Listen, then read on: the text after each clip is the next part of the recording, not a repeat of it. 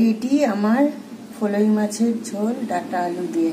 রেসিপিটা দেখে না। ফলই মাছের ঝোল হবে, তো ফলই মাছগুলো ভেজে নিয়েছি, আলু আর ডাঁটা দিয়ে হবে। এদিকে কড়াইয়ে তেল দিয়ে দিয়েছি, কালো জিরে ফোড়ন দিয়ে দিয়েছি, শুকনো লঙ্কা। এবার এগুলোকে ভালো করে ভেজে নেব, ডাঁটা আর আলু। আলু আর ডাঁটা দেখো ভালো করে ভাজা হয়ে গেছে। আর একটা মশলাও রেডি করে নিয়েছি, কাঁচা লঙ্কা, জিরের গুঁড়ো, হলুদ গুঁড়ো আর নুন অল্প।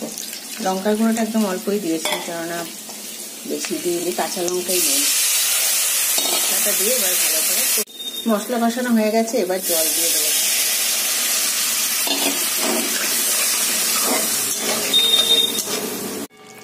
ডাঁটা আলু সব ভালো করে সেদ্ধ হয়ে গেছে। এবার এই মাছগুলো, ভাজা মাছগুলো এবার এর মধ্যে দিয়ে দেব। মাছগুলো দিয়ে দিলাম। জল দিতে হবে, তো এই জলের মধ্যে একটু আটা গুলে রেখেছি, একবার এই জলটা দিয়ে ভালো করে ফুটিয়ে নেব। ঝোল ভালো করে ফুটে গেছে, কাঁচা লঙ্কা দিয়েছে, যে ঘন হয়ে এসছে ঝোল। এবার এটা নামিয়ে দেবো।